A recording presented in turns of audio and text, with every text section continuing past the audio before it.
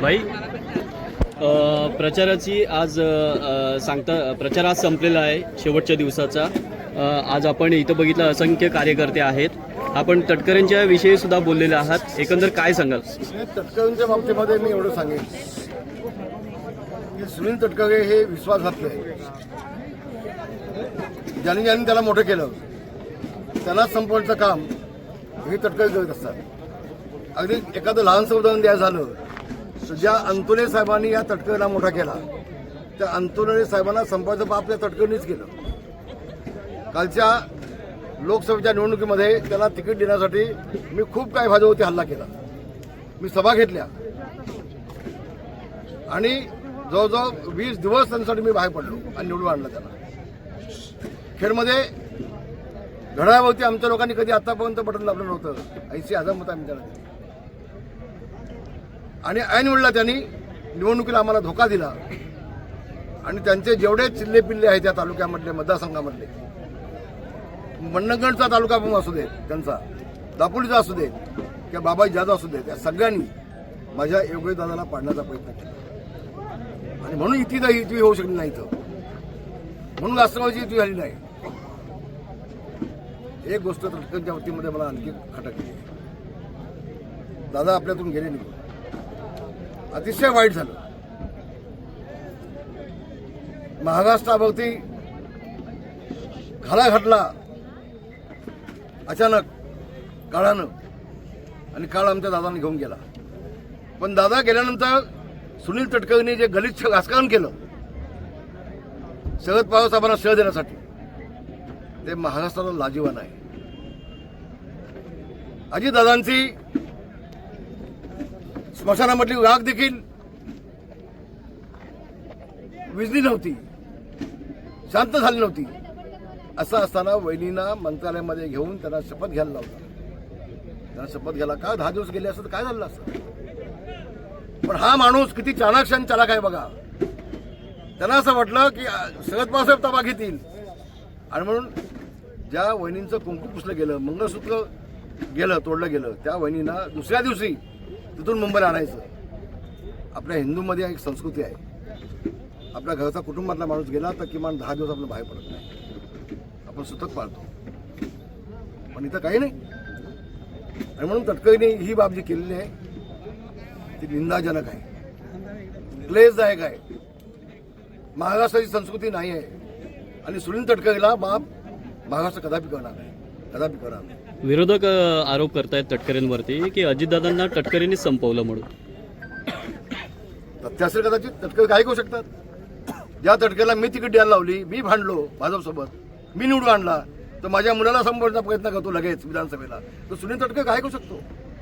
सुनील तटकरे हा भास्कर जाधवचा दुसरा भाव आहे असं म्हणेन। गेले काही दिवस त्यांच्याकडे नीतिमत्ता काही नाही, काही नाही। गेले काही दिवस आपण बघतोय दैनिकांमध्ये दापोली मतदारसंघ प्रामुख्याने सोशल मीडियावरती चर्चेचा बनलेला आहे। दापोलीमध्ये सर्वपक्षीय एकत्र येऊन आपले मंत्री योगेशदादा कदम आहेत यांच्या विरोधात लढण्याचा प्रयत्न करतायत, काय सांगाल एकंदर? थोडा मैदान लांब नाही, 9 तारखेला कळेल।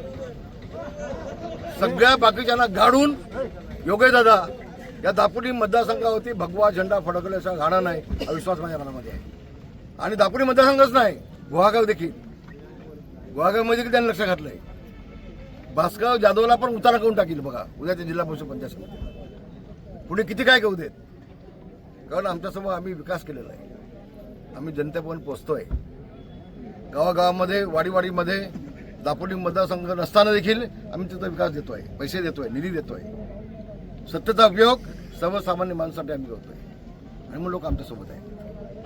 किती पक्ष एकत्र झाले तरी दापोलीमध्ये आमचं कोणी वाकडं करू शकणार नाही, जनता आमच्यासोबत आहे, मायबाप जनता आमच्यासोबत आहे, आम्हाला कोणाची भीती नाही। भास्करराव जाधव असे म्हणाले आहेत की रामदासभाई पालकमंत्र्यांचा वापर करून सगळी कामं करतायत, पालकमंत्री नाही ते पालकमंत्री एवढंच ना, सत्ता आमची आहे, सत्ता माझी आहे, मी शिवसेनेचा 2 नंबरचा नेता आहे।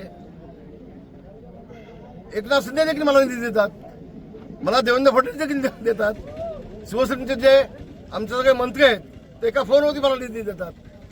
एवढी माझ्यामध्ये धमक आहे, माझी कुवत आहे। तुझ्यामध्ये तू लाचार आहेस, तुझ्यामध्ये धमक नाही झाला मी काय करू आता? हे लाडक्या बहिणीवरून जो विषय होतोय श्रेयवादाचा विषय होतोय मी काय आता खुलासा केला त्याचा. या योजना आहेत त्या मुख्यमंत्री आणतात. कोणाच्या हातामध्ये कुठलं खातं आहे, तो खाता आहे म्हणून त्या योजना त्याची होत नाही. या योजना आहेत त्या मुख्यमंत्री आणतात. कॅबिनेटमध्ये मुख्यमंत्री प्रस्ताव मांडतात आणि कॅबिनेटने मंजूर केल्यानंतर ह्या योजना येतात.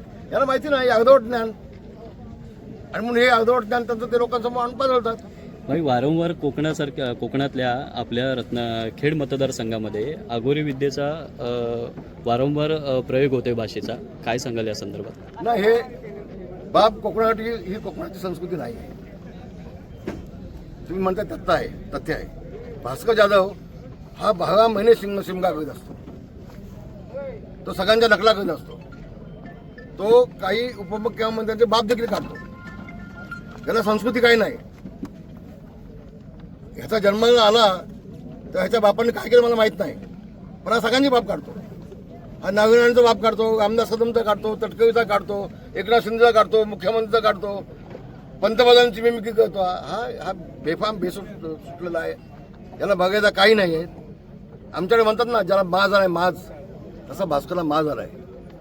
पण आता ही जनता माज उतवता तो वाचला आता. पण तो जिल्हा परिषद पंचायतीमध्ये कोकणातली जनता, गुहागर मतदारसंघातली जनता भास्करचा माज उतरवेल. एवढा मतदान लांब नाही. धन्यवाद. जय महाराष्ट्र. थँक्यू भाई. सॉरी.